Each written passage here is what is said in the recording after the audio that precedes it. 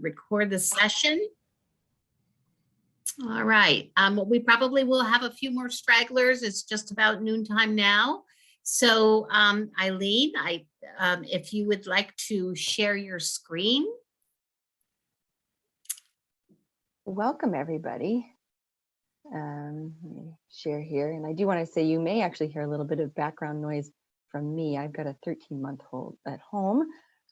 She loves a good Zoom meeting, and she usually thinks that's her time to start. So I will just give you that heads up. I'm going to turn off, like I said, my closed captioning because it sounds like you guys at the ARC have it. I trust your system better than mine.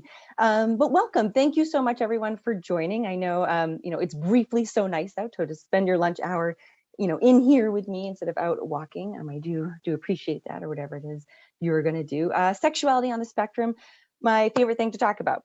So I am a clinical psychologist. I specialize in autism, actually across a lifespan. Most of my work is with adolescents and adults, and sort of the issues that are related to that. And one of them is access to sex education. Okay, so that is how I am coming here to talk to you about this today.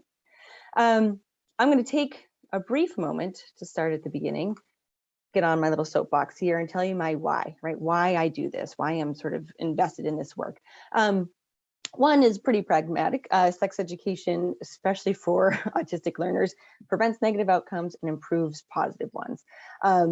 You will see as we go through this talk, there is certainly some, negative and sort of scary information about risk of sexual abuse for folks with developmental disabilities. And remarkably, we know something that reduces the risk of that, and that is good quality sex education. So one thing I'm a really good proponent of.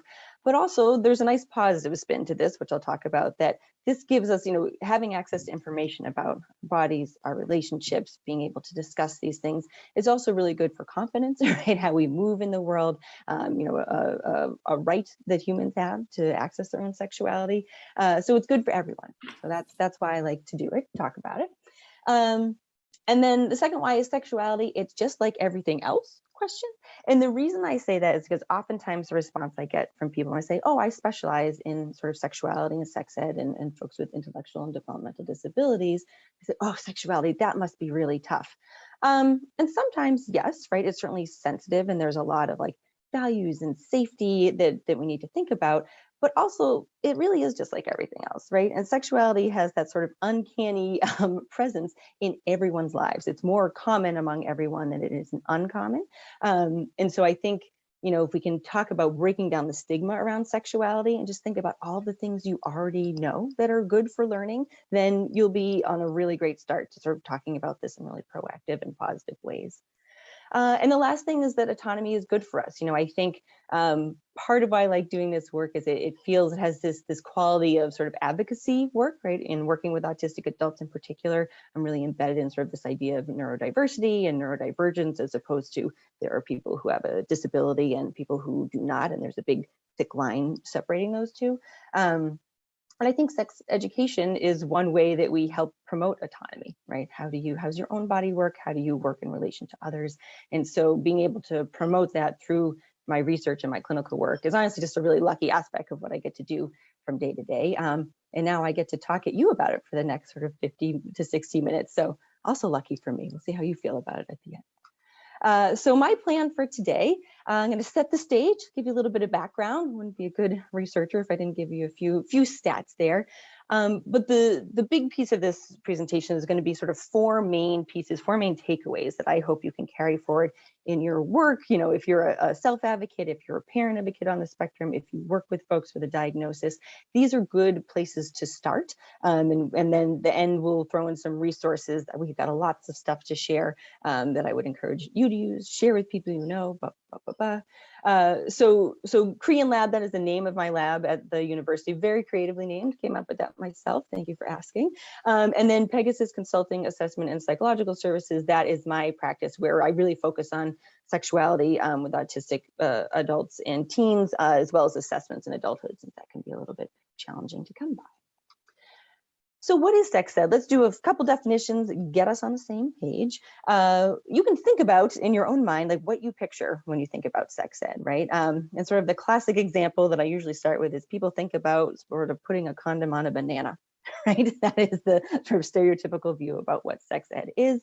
And that's not incorrect for sure. But this idea about focusing on anatomy, reproduction, and sort of avoiding pregnancy and sexually transmitted infections is good. We want to do that, but it misses a lot of pieces, right?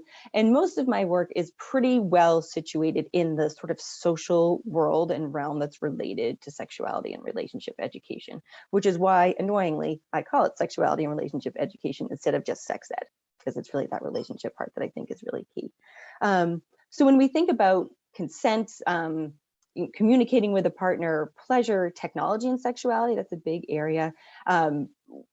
These aren't always emphasized in sex ed programs, okay? So this is a problem for all students. This is an extra problem for students who have a diagnosis of autism, because some of these things that we should be looking for in terms of consent, for example, are really not that clear, and we're not giving students any direction on how to approach these conversations. So we're left to sort of figure it out by ourselves, and I'll show you some information about how that gets figured out. And we don't love it, right? It's not best outcomes. And then I've starred a couple of areas here. These are highlighted as areas in the sex ed priorities in the US, which is good. There's certainly some overlap with some of the pieces that we found to be really important in our research, but there's still, you see a number of boxes here that are not starred that we really need to make sure we're augmenting, as parents, as self-advocates, as providers. And so hopefully by the end of today, you'll have some ideas about how to do that. So autism and sexuality and relationship education in particular, why is this such an important topic? Well, you're here, so you must have a little bit of a clue, right? You're like, this is something that would be worth hearing more about. There's an access problem, right?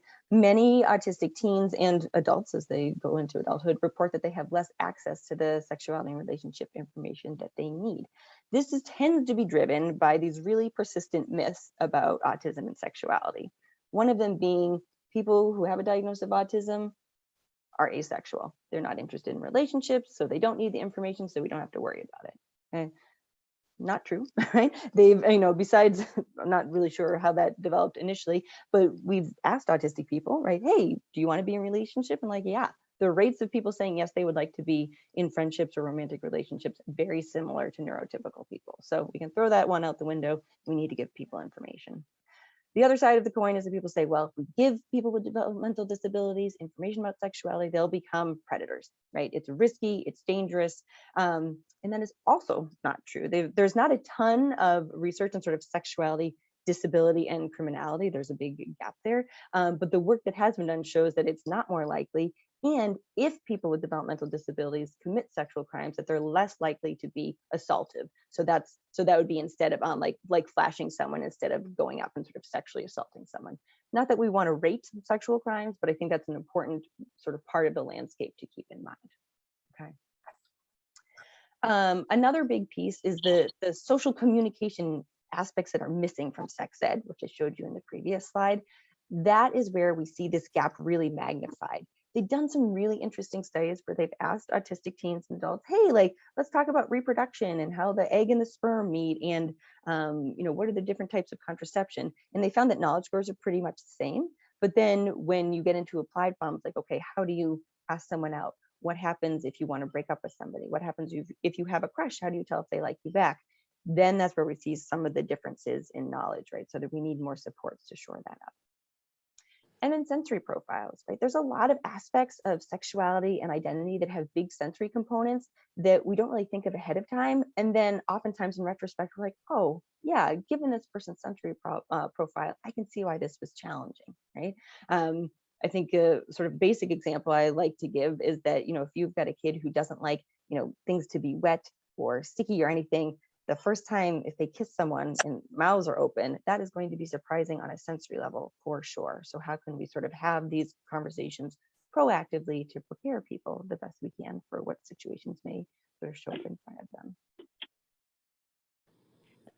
And if you forget everything else about today, which hopefully you won't, but one thing I want you to take away with you is that context matters. So conveniently, this is a picture of an elephant, which is the mascot of Tufts University. We are the Jumbos. But if you just look at a piece of an elephant, you have no idea what the heck it is, right? You would probably be a little confused unless you got that cool sort of tusk piece over here. You could probably get that. And that is something I really like to drive home in my sex ed trainings, right? Say the rule or what it is or the information that you want, and then explain the why, right? Why we do this. Is it related to how other people feel? Is it related to how you feel? You know, sort of hang this into social information that exists already. And that will help information stick and sort of be more meaningful, right? So it's a really good teaching tool. So I just want you to remember that context matters. It's a good thesis for today. All right, so my 4 takeaways. First, be clear. And my quote here, you might need to say penis to yourself in the mirror 100 times, okay?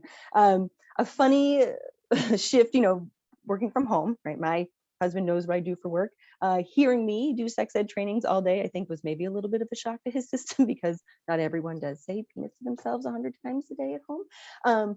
But when you're having conversations about this, most of us are not prepared to have great conversations about sex education, right? And so there's all our own history wrapped up. And as a psychologist, love to break that down, but this is not the time. So I think it's really good to think about before you dive into a conversation or looking up resources. Okay, assess how you're feeling about it, right? And if you're going to get the giggles, that's fine, but maybe practice ahead of time, right?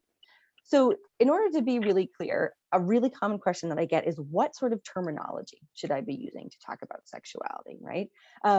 Sexuality is rife with phrases that make no sense, right? I'm going to give you a couple of examples. Birds and the bees, right? That means reproduction. How? Why? Okay, doesn't make any sense. Score, right? That means you've had sex with someone. That also means a lot of other stuff. Confusing, not clear, right?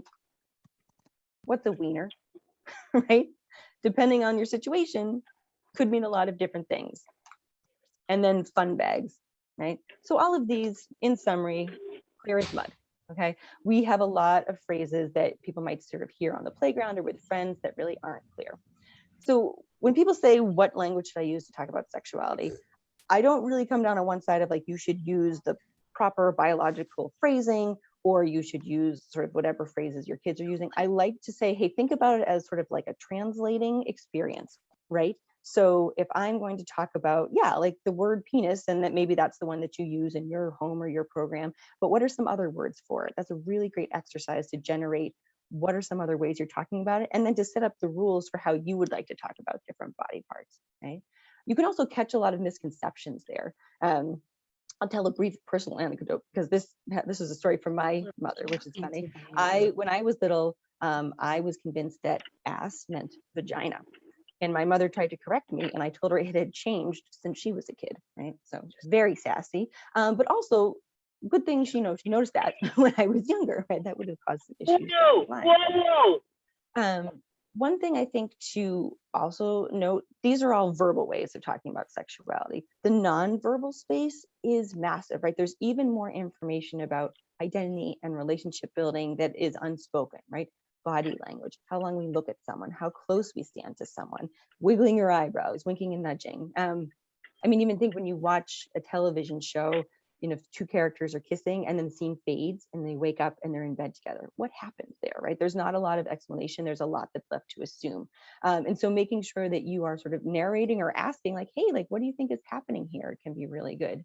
Another thing that oftentimes, or too often, I would say, I don't want to say oftentimes, I run into is that there aren't ways to communicate different body parts or sexual acts on communication devices, right? So this is problematic for a lot of autonomy reasons for sure. It's also a huge safety concern, right? So if someone is showing someone their penis and should not be, that, you know, child, adult, whoever it is, has no way of communicating that to you. So that's a problem, right? So we really want to make sure we're giving access just by, you know, language, nonverbal ways of explaining how we can talk about different body parts and engagements with others, okay?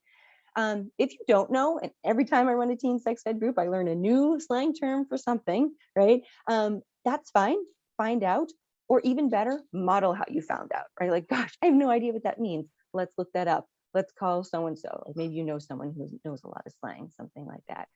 Model that acquisition of information process, and then you're sort of that whole like teaching a man to fish saying, right? The other way to be clear is make sure that when you are talking about sexuality and relationship information, that you're talking about things in sort of a socially valid way. So a really simple example of what I mean about that is that many like dating information programs still have sections on like how to leave a good voicemail.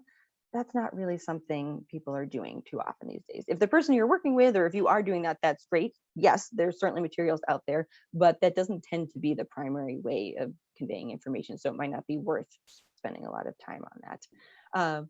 Right in line with that example, consent. This is a really tricky concept to teach, to understand when to say yes, when to say no, how to communicate that, and so forth. So they've done some really cool work. They've done some studies with college students. This is at the University of Nebraska, where they asked folks, hey, when you are in a sort of sexual situation, or romantic situation, doesn't have to be sexual, how do you give consent or not give consent?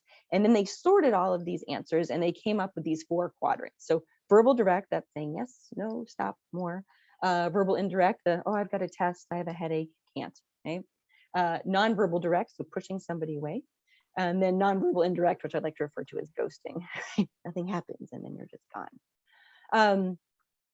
So we know that most sort of sexual assaults or sort of uncomfortable situations happen with people we know. So certainly if we say, yes, no, stop, that would be great. But sometimes people feel really uncomfortable doing that in the moment because it's somebody that they know. Then they ask these same college students, okay, which methods do you use the most? And guess which one was at the bottom of the pile? Direct verbal, which is the clearest and the one that gets taught the most, right? So if we're teaching our autistic children, students, etc., hey, say no, or you're listening for a no, that's actually not that socially valid. That's probably not what they're actually experiencing. So making sure that there's a clear line between what you're teaching and what they're probably actually experiencing in sort of day-to-day life. Okay.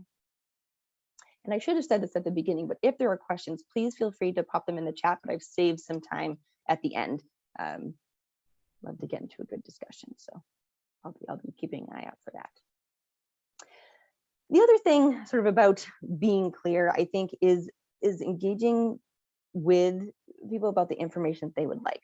So my research life, we do a lot of surveys and interviews with autistic people sort of across different ages. And the recent study that we did was with autistic adults, and we asked, what do you wish you had learned more about, right? And we also asked neurotypical adults the same questions, and there are some interesting patterns that we can talk about at a different time.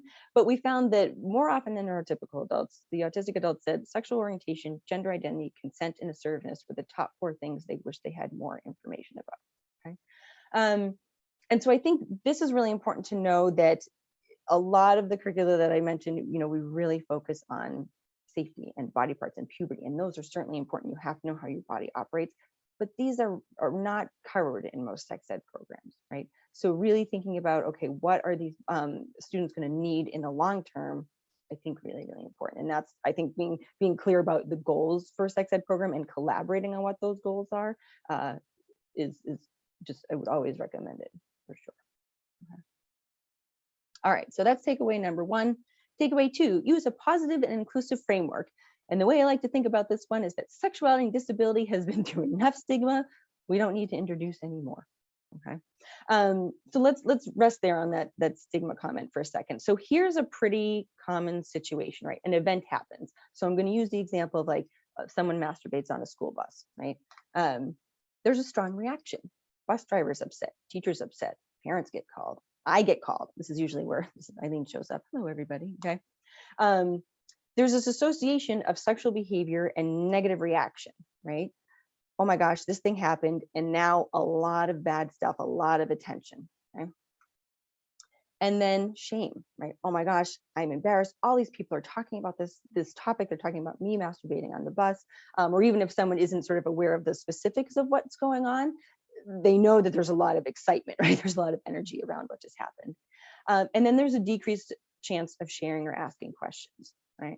This means a couple of things. Questions are more likely to go toward people who shouldn't be answering them, right? Like online chats, people who really, are not sort of in a circle of trust. And then they're going to turn sort of the internet, right? We don't like this. This is a negative outcome. Don't love to see that. On the flip side, because I run optimistic, what if you had positive, proactive, frequent conversations about sexuality, right? That you've already had, like, oh, I wonder what that word means, or have you heard of this? Or, using if you're using a device, using the words on it, being like, see, this is fine for us to use sort of comfortably. Then an event happens, right? Let's say still someone is caught masturbating on the bus. The door for communication is already open, right? This isn't the first time I've had to say penis to you or masturbate to you, right? So we can sort of avoid all that preamble. Stakeholders feel prepared to provide support and resources, right? That sort of sense of panic when something happens, like, okay, I know there's a couple places to look. That can be really helpful. Increased knowledge, more pro-social behaviors. Look at this lovely outcome, right? Big thumb up, okay? And so that's why, even if it's not formal sex education, talking about these pieces really early in life, as early as possible, I really think is good. And that positive framework actually helps with some of the negative outcomes as well. Okay. Find the celebrations. So this, I think, too often we can get caught in talking about sexuality can be hard, right? There's some things that come up that, like, oh, this is a little bit frustrating. I wish we didn't have to talk about this, but there's a lot of positive in there. And so we want to sort of make sure we're inserting the positive as much as we can. So things like first period, not necessarily everyone's celebration that they think of, but how can you celebrate that in your family, right? Do you want to go out for ice cream the day that it happens? Sort of welcome someone to womanhood if that's part of your sort of culture in your family, or however you want to work that. Things like first crush, but even unrequited love, like, oh, what is the social behavior that we do here, right? You turned out you really liked Casey. Casey does not like you back. So the best thing for me, ice cream and fudge, right? Those are the two things that will make this better. And so that is to build that dynamic, like I said, with kids, with students, where you're like, okay, this is something that we can talk about, and that we can honor, the emotional reaction that you're having, because this is tough, right? I think sometimes when I do sex ed groups, kids are like, okay, by the end I'll have a date. I'm like, gosh, that would be Nobel Peace Prize level work. And so we're working on it, but I don't think we're there yet. Also, it's very funny that if you knew me as a high schooler, that I would be telling people how to get dates. So, but another separate story for a separate time. So positive framework, inclusivity, gender identity, and sexual orientation. I think this has been getting more sort of face time in recent years, which is fantastic. Here's what we know. There's more gender diversity in autistic populations than in neurotypical populations. So this can mean a lot of things. This can be sort of non-binary identities. This can be more likely to identify as lesbian, gay, bisexual, pansexual, as opposed to heterosexual. Here's the problem, okay? Autistic youth, as I mentioned before, already report less access to sex ed. And in the US, over 90% of sex ed programs focus exclusively on heterosexual relationships between cisgendered people. So this means man and a woman, both, were born and identified as male and female, and that's it, right? What does this result in? A huge gap, okay? I have actually a couple of recordings of talks about gender identity and sexual orientation that are just focused on this. This could be sort of a day-long discussion in and of itself that I can share sort of and follow up with Carrie for sure. Here's a great resource, the Gender Unicorn. This is ways of talking about different aspects of gender identity, and then romantic attraction, physical attraction. If you're looking at this and you're like, these are all new things to me, then at least it's a list of things that you can Google, find resources on. Some of the resource guides that I'm talking about, you can share. And I think that could be a good place to start. Okay, so this will give you a little bit of an anchor. I'm gonna pause for a second because see there were a couple of questions that came in. Working with adults without ASD diagnosis that have intellectual disability. Yes, there's a lot of overlap in that work. And I think especially with working with adults with developmental disabilities, the sort of assessment at the beginning of like, what do you know, what do you need to know, are a lot of parallels. So we often will have folks without autism in groups or sort of working one-on-one. So most of the resources I'm describing will be really good. Interestingly, the Down syndrome community is a little bit further ahead of the autism community in terms of promoting sex ed and sexual autonomy. So sometimes we pull from their stuff and sort of adapt it for autism. Diane asked, do you go in order sequence of teaching sex education, or do you go by what the students want to learn? Yes, it depends a little bit on the format. So I run parent groups where I meet with parents who are then sort of sharing information with their kids, and then I sort of stick to an order, right? I sort of do sort of lifespan skills. With working directly with teens or adults, I try to go back and forth a little bit so that they feel like they're getting information that is useful to them, and then plus the information that is sort of evidence-based that we know would be really useful, whether or not they might need it in the moment, right? So yeah, so I would say a little bit of a combination. And sometimes we do groups that are focused on a particular skill. So like if we're just doing like a workshop on consent or assertiveness, like that's the main thing that we talk about. But in those cases, people are sort of self-selecting into topics. That's helpful. Great questions. All right, third takeaway, safety. We're going to set the stage for success. So the same survey that I mentioned a couple of slides ago that we did with the 144 adults, we asked where people got information about a whole bunch of different sex ed topics. So I'm showing you the results from consent. This is a big colorful slide. I want to draw your attention to the incredibly unavoidable blue piece and then red piece. These two pieces, my friends, are the internet. Okay? I cannot think of a place I would less rather people learn about consent than the internet. But here it is. And this was not shocking, but was disappointing, I think, right? That is such a big piece of the pie. News gets worse. The blue one is sort of verifiable quality. So like the information that is supposed to be geared towards giving sex ed information. Red is, I typed it into Google and this is what popped up. Okay. So one thing that I think is important to highlight, you'll see the dark blue care providers were this teeny piece at 1.75%. A lot of my research and my clinical time actually is spent doing trainings with mental health centers, medical centers, so that at least people are asking questions earlier on so they can serve themselves up as a resource. Because I think, too often I hear from families, oh, I had questions, or I hear from adults like I wanted to know, but I didn't know if the person I was seeing would feel comfortable talking to me about it. And that's not the space we want to be in. So room for improvement in how we address these topics for sure. We also asked about dating, same story. And this was the pattern held true across most of the topics that we asked about. We asked about things like kissing, flirting, assertiveness, and then it was the same. The internet was always number one. So internet safety, that's the big piece of safety, I think, nowadays. I want to actually mention a couple of resources that I will share with you, where you can check out and discuss the rules in your state in particular. I think one thing that gets learned sort of socially for many teens, but not often for teens with developmental disabilities, is knowing what is sort of legal and not legal, and that can end in trouble sort of inadvertently, right? So rules about sexting, everyone seems a little bit fuzzy about those. The website that I'll bring up in a couple of slides will give you very direct information about that.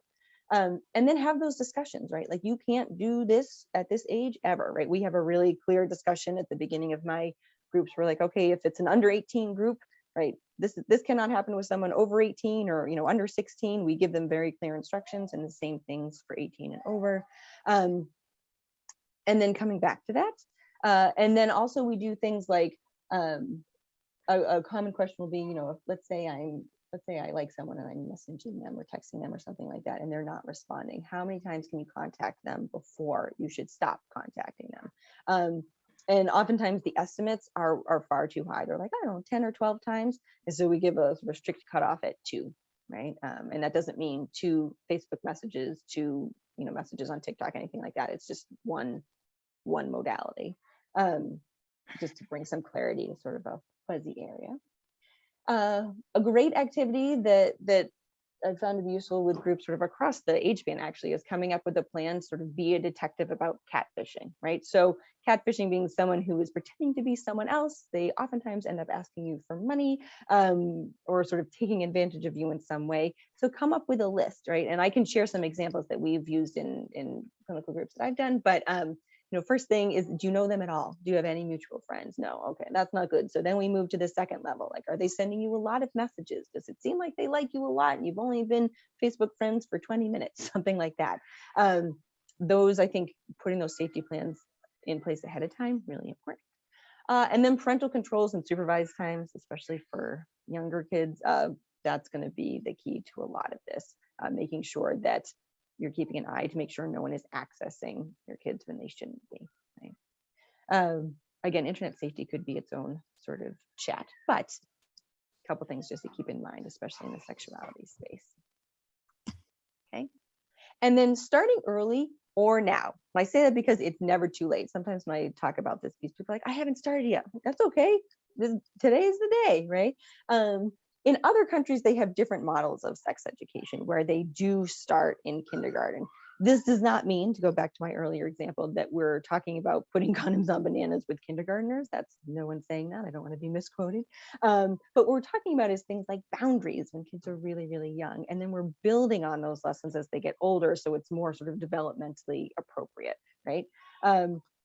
I'm going to just hit this point home. Let's talk about learning algebra in the US, right? How do you learn algebra? You didn't just sit down one day and do algebra, right? You learned to count, you learned to add, multiply, you worked on some word problems, and those skills over years potentially led you to algebra. Maybe, maybe not. But then when we ask adults, and this isn't work that I've done, this is not my area of study, but when other researchers ask adults, how often do you use algebra and other types of advanced math in your day-to-day job? Less than 22%, okay? Sex education, which is, you can hear the support from my little one in the back, I think. Sex education, which is, necessary for all of us to sort of function, too often is you turn 13, you've got 60 minutes in health class on how to avoid STIs, and now you know everything you need to know, okay? That's a little bit of an exaggeration. Usually the models are a bit more comprehensive, but it is oftentimes a semester or, a class once a week for a few months, or here, watch a video. And when you think about the skill sets that fall under this umbrella and the importance of good sex education, that is problematic, right? Especially when you consider that more than 97% of adults in the US will have a sexual experience at some point in their life, okay? So there's a mismatch in how we teach about that. But sort of why else is there going to be a gap there, and sort of why should we start now? That's going to be difficult to talk about, right? The greatest predictors of access to sex education for students is personal values and availability of curriculum from the teachers that would normally be teaching it, and that includes like providers, parents, things like that, okay? In some studies of teens without autism, they don't usually bring sex up in medical appointments. Not shocking, right? But when asked, they usually respond favorably. There has not been a similar study of autistic adults or teens, which I think would be really interesting, but I would guess the pattern would hold, right? In all of my clinical interactions, I've yet to ask the question. Sometimes I'll get sort of a giggle and eye roll, but that's very developmentally appropriate. But usually we'll come out the other end and there'll be some good questions that were sort of sitting there waiting to be asked. And this is just a fact that I highlight with the trainings I do with medical providers, is that almost 70% of medical students think they're going to have to talk about sexual concerns, but less than 40% feel like they're trained to do so. So the people that we usually turn to for this information too often don't have the information that we need. The other thing that's really helpful, I think, to keep in mind is this bystander effect. And this is particularly stark in developmental disabilities. And so this is that, the vast majority of people agree that sex education is important. We've got to do it. Even within the developmental disability space, we know that it's important, whether or not it's prioritized as sort of a separate issue. But it suffers from this dispersion of responsibility. So this bystander effect. Teachers think parents are doing it. Parents think doctors are doing it. Doctors think someone is doing it, right? And they're not. So pieces of information fall through the cracks. And even making a plan of who's going to talk about what, to the specifics of, okay, like Uncle Jack is going to talk about this thing, Cousin Timmy's going to talk about this thing, and then communicating those pieces to those people, super helpful. This is a workshop activity that I'll often do with groups, like, okay, how do we make a really concrete plan? What are the topics you want to make sure get covered? This can also help if there's any disagreement with what you want discussed at school versus at home. So are there, values-based decisions that you want discussed as a family? This can be a good way to make that visual, okay? So be aware of the bystander effect and stand against it, I guess would be my thing. So again, when I say start early, the good news is we've got some good information about sexual development, how it sort of typically goes, right? Kids understand gender roles by the time they're 3. Okay? That's very early. And that's sort of like social definitions of gender. Attraction, people start feeling attracted to other people regardless of what their sexual orientation is or identity around 9 to 10 years old.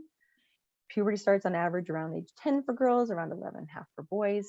And then sexual behaviors, lifelong learners, right? We learn all this negotiation, boundaries, all these skills are things that we pick up through the lifespan. There has not been great work looking at these same developmental milestones for autistic youth. The guess is that it's somewhat similar, but there's really not been sort of large scale study. We did a study in my lab where we asked autistic adults again about sort of in retrospect, when did these experiences happen for them? And with that group, we found that the timing was very similar. Okay, so first thinking about gender identity and sexual orientation, viewing porn for the first time, engaging in romantic relationships, having a first kiss. So that is really important because when we think about developmentally appropriate models of sex education, that we can time it so it's the same as programs that exist, and then also to use these ages as deadlines, right? So if we're talking about puberty beginning at 10, it's not really that helpful to have here's what a period is when kids are 11, right? There's some stat, and I forget the exact number off the top of my head, but it's more than half of the time in traditional sex ed programs, students get information about contraception. I think it's like 4 to 6 months after their first sexual experience, right? So that's not good. So really thinking about those timelines as deadlines, and then thinking about the learning profile of the person that you're working with, whether or not they're autistic or they have an intellectual disability or neither of those, right? Is this someone who learns best visually? Do they learn best through a lot of repetition, right? And then work that timeline backward for when to start talking about this information. The one thing I can guarantee is that they will come across it whether or not you bring it up, right? So sometimes I think people are like, oh, if we don't bring it up, it will delay it. And that I've yet to see that. Who knows, maybe someday, but hasn't happened yet. Another common question I get is about onset of puberty. And I think this is helpful to know sort of on the medical side in particular, slightly earlier age of onset of puberty for autistic girls compared to neurotypical girls. And there's more research looking at this. And I don't quite know the reason why, but it is a bit earlier. And then higher rates of autistic traits in children with precocious puberty. So sort of a similar fact, just in the reverse, where if we're looking at kids who are being referred for precocious puberty, so puberty starting earlier, we're seeing higher rates of autistic traits. So something just to have an eye out for if you've got sort of a younger kiddo. Adapting existing sex ed programs to fit sort of different developmental levels, super important question. There are a couple of resources here. These are the name. So the National Sexual Violence Resource Center, this is just from their website. So this is online. And then The Facts of Life is a book. There's a lot of stuff in there. And the scan job on this is terrible, but I can read a little bit to you. So what I really like about this is the way this website frames healthy sexual development, right? So when kids are 0 to 2, they're going to be curious about their bodies. They're going to be touching their genitals. That is really typical. And then some ways to encourage healthy development. Part of what I like about this is, besides highlighting the sort of common and healthy behaviors, it can really help you think about the physical milestones that kids are making. So sometimes, because if someone's sort of intellectual ability is not consistent with their chronological age, like, oh, when do we talk about these things if they're sort of learning second grade level information, but they have a body of a 17-year-old? Healthy sexual development and how bodies work will be pretty much the same. But then how do you teach about these concepts is when I recommend the right side of the screen. So this breaks it down by, it's called mental age here. So just sort of your thinking, I guess, age. And then talks about ways to teach different examples. And so this can be a really good if you feel like there's a mismatch of the curricula that are aimed for a 17-year-old and that they're not going to be able to understand it. This is a good way to think, okay, where should I start? Because that should still start somewhere. Okay. All right, so we've hit our 4 main takeaways, and then we're going to move on to resources and tools for a second. So let me check on a couple of questions we have here. Oh, Diane, I see your follow-up. I'm sorry. I teach a group of students 18 to 22 years old. Can you recommend a site to get information for? Yes, when I share the resources in a second, I think a lot of these pieces will be helpful. How do you navigate a situation where a parent legal guardian of an autistic adult refuses to allow their adult child to access sex ed? Yeah, this is never my favorite conversation, but happens a lot. So I try to start positive. I try to start with the autonomy. It's good to know how to care for yourself. World Health Organization says it's a human right. There's a lot of people backing that up. If that doesn't work, then I do move on to that it is incredibly protective, right? The risk of someone not having sex ed is a lot higher than the risk of them having sex ed and learning something maybe you didn't think they were going to. So that is usually a next step. And then from there, I think to build some comfort, I'm like, okay, here are the 10 topics that I think would be good to talk about, right? Are there any in particular that feel problematic to you? Are there any that you feel comfortable with? Do we maybe start with those? And that's to get some buy-in. Sex ed is a lot less scary than people think it is. And once you've jumped in, I think sometimes that makes it clear. But that can also help identify where the parent concern is, right? So maybe there's something in particular, maybe there's a trauma history, either on the part of the parent or of their autistic adult child. And that can give you a little bit of information about how to navigate that information. That's a tough conversation though. That's a good question. All right. Resources and tools. So we gave you 4 takeaways. What do I do now? Okay, we'll give you some stuff to take home with you. So the first is, I hope this doesn't sound too conceited, but stay connected with us. So we share a lot of free stuff, and I have a group of students who work with us that help on this. Right now, we're running a virtual sex ed program for verbal autistic teens, ages 13 to 17. So there's one thing, it's free. It's online, and you get to work with a group of our students using an evidence-based program. So there's one thing that should be running for at least the next year, so that hopefully will help some people. We're also trying to figure out how this could be better incorporated into IEPs, right? So we've got this IEP project where we're collecting IEPs from families, coding them to see if there's any sexuality and relationship education stuff in there so we can build some recommendations. We're looking for both families to participate but also like organizations to collaborate on that, because we have a few funding opportunities coming up. So definitely feel free to reach out about that. And then we have I would call it a moderate social media presence on Instagram and Facebook, where we share resources that we hear about, events that we hear about, especially with everything virtual. We share a lot of stuff. So Korean Lab is all the research-based ones. Pegasus CAPS is my clinical group. And so that is parent groups, adult groups, things like that. So those are both good things to keep an eye on, free, sort of low cost things. I want to highlight 2 things in particular from our resource guide.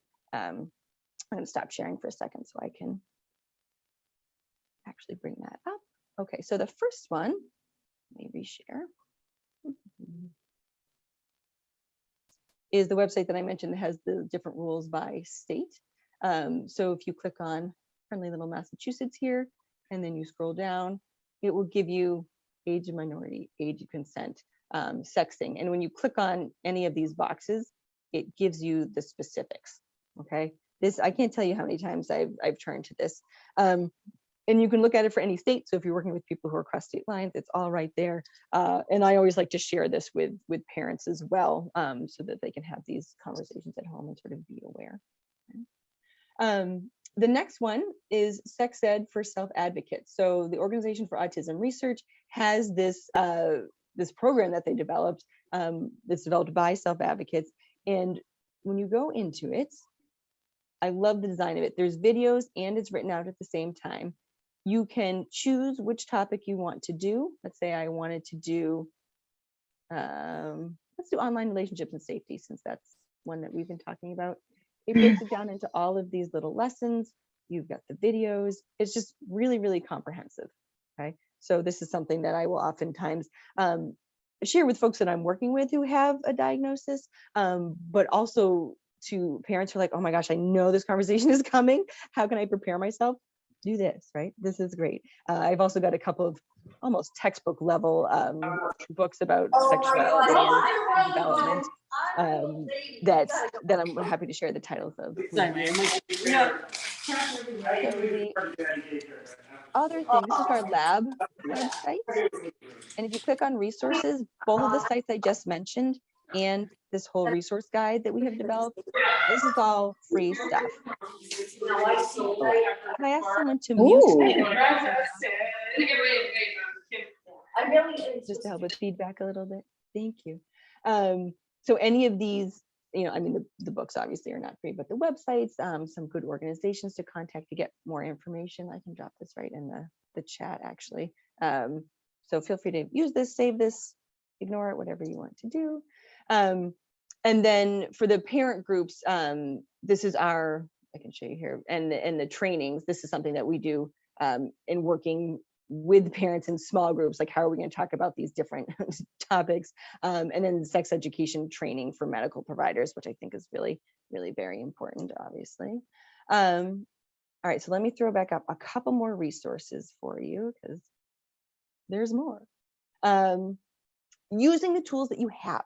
Okay, so if you are someone who's working with an adult or a teen, or you yourself know your best learning profile, and you're like, hey, social stories have been great, then first of all, if you Google social story for puberty or whatever the skill is, there's a lot of resources that are free that are already out there. There's one particular article that did a few about puberty.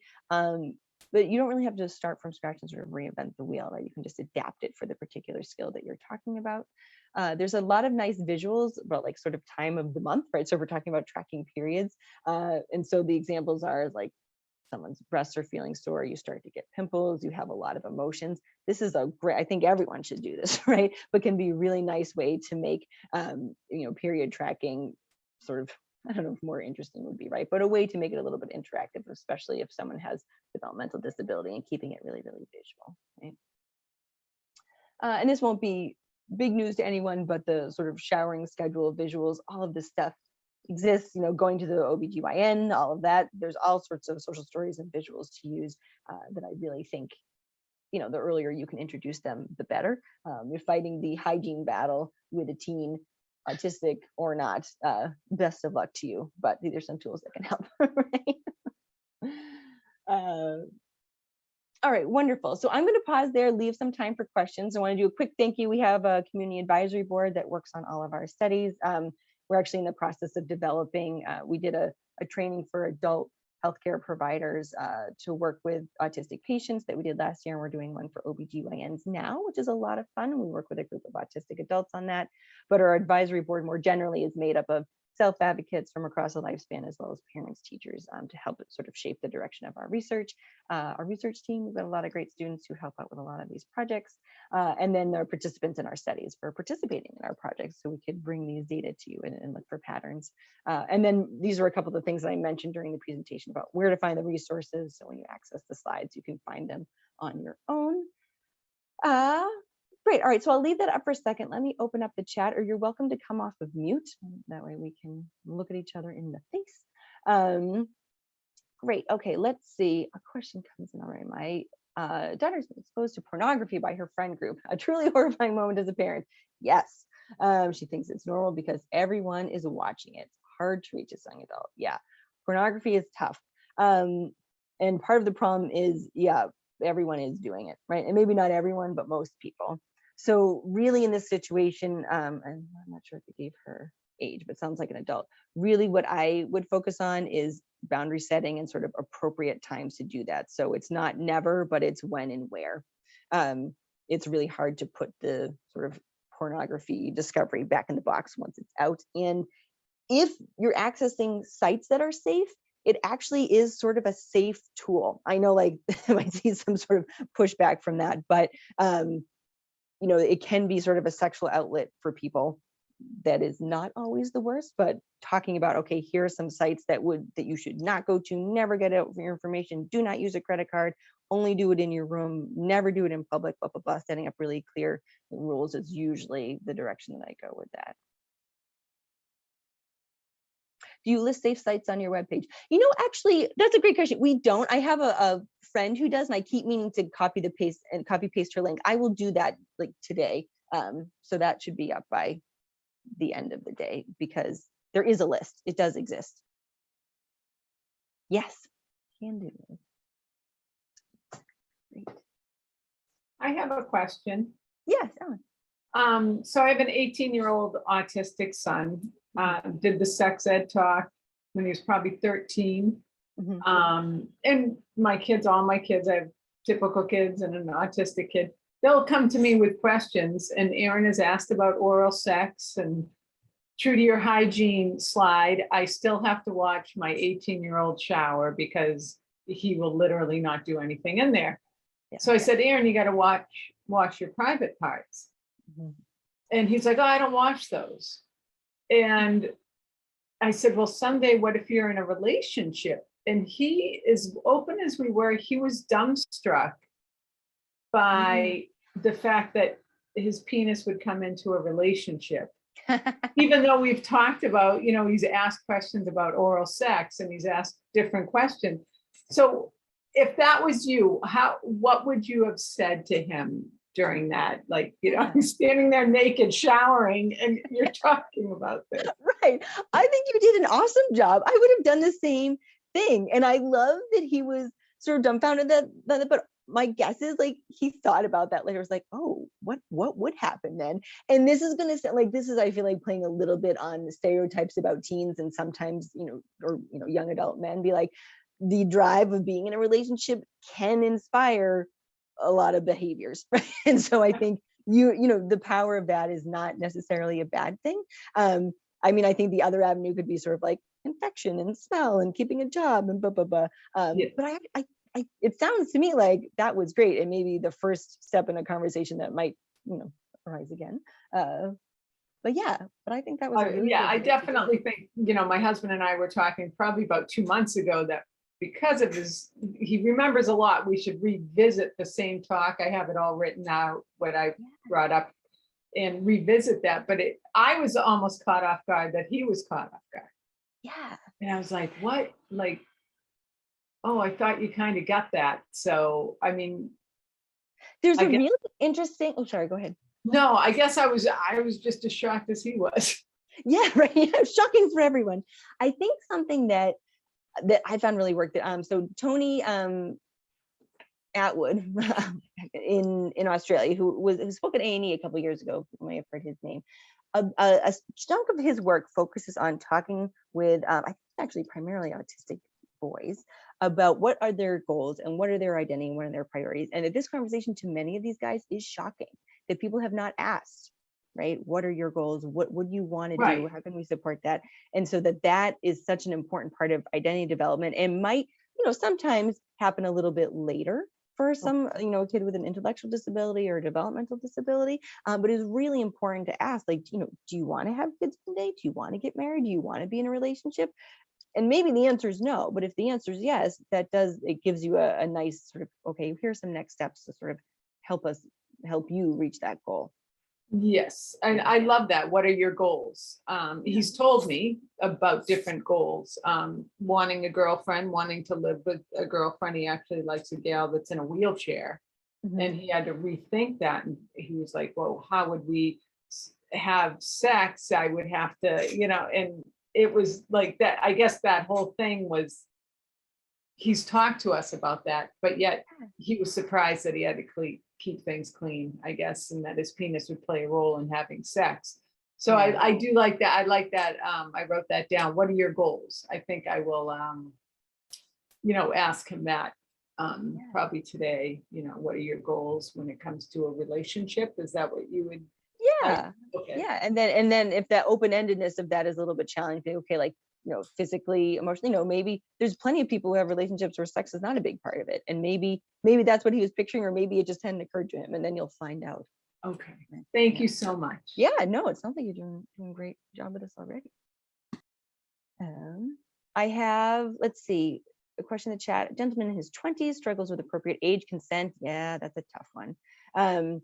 So the age piece is tricky for a couple of different reasons. And sometimes when we're talking about peer groups, if you've got someone who has interests that are not really consistent with other people their same chronological age, right, that can create a little bit of a challenge.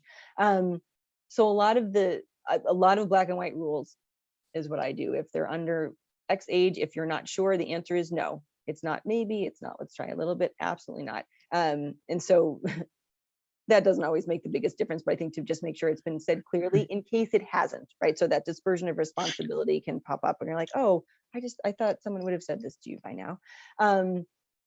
And then I would also ask, I think sometimes the difficulty in finding a therapist is that people get concerned, like, oh, they get concerned about sort of sexual related questions, but I'm not quite sure from your experience. I think really focusing on the sex ed piece and then a little bit of practice, right? So like, okay, let's like, let's pull up, let's say I'm just going to use Facebook, although apparently that's not as popular with kids anymore. So I need to update my example. But okay, and we see this person pop up and they look really young. What should we do in this situation? So some of that applied practice is going to be really important because, we know that sometimes just presenting the rule is not quite enough.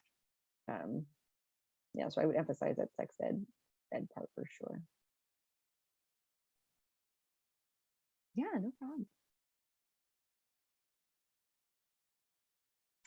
Any other questions? Hi, hi, I have a question. My name is actually not Lisa Morgan. Okay. Lisa actually works for Seven Hills. She was kind enough to share the link with me because she knows that I will have some questions. So I have an 18-year-old son who's on the spectrum. My question is actually twofold, and the first part is it concerns a fetish. Mhm. So something that I first noticed when he was a toddler and pre-verbal, he has a thing about long hair. Okay. So prior to being verbal, he would physically attach himself to a strange woman, wrap himself around her leg. I saw that at a petting zoo for the first time. Remember thinking, he's 2, it's cute.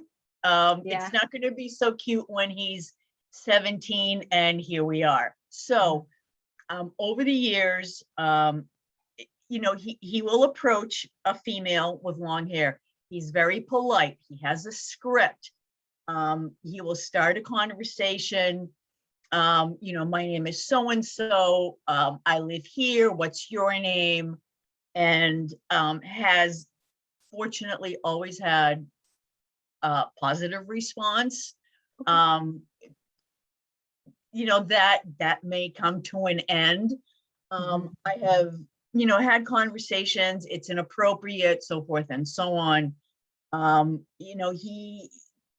can't help it. I know it's not something I should be doing. I can't help it. So now we're at the point where, yes, he's trying to limit the contact. Of course, with COVID, there are fewer and fewer places that we frequent. Yeah. Public. But of course, I've noticed that it does get him aroused. So my next question is, I don't know if he masturbates. I don't know if he is knowledgeable. My concern is, I see he's getting aroused. I'm concerned that there is no release, and that is going to be a buildup. He's not going to know what to do. It may manifest in negative behaviors.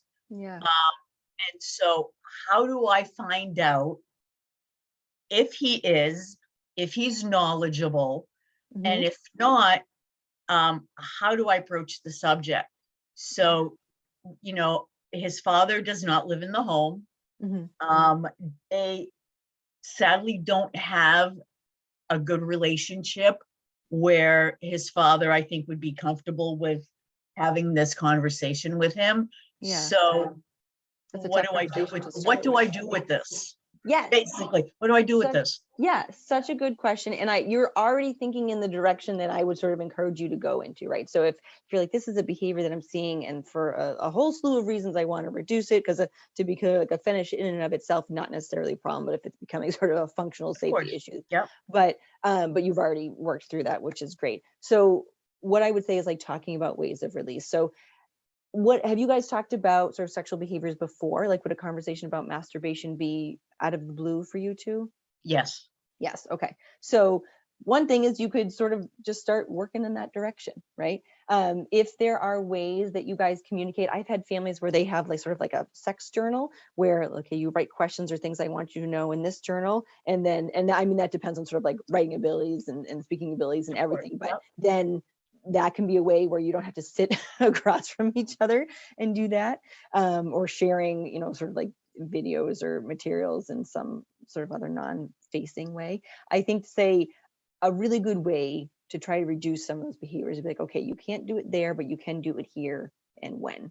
And so to give an alternative, I think would be really positive. So I would try that next, Okay. and say, you know, because, and there are resources for talking about masturbation. And then I'm happy to share some of those. Some of them are linked through our lab page. But Okay. if you have any trouble finding them, please let me know. But yeah, because that is what I would do. I would upplay the, okay, here are opportunities that are appropriate, because like you said, just saying, no, this isn't, don't do this is going to be, that doesn't end well for anybody. No, absolutely. Yeah. Great And question, though. you know, I mean, it's not just the behavior. Mhm. At least he understands that it's inappropriate.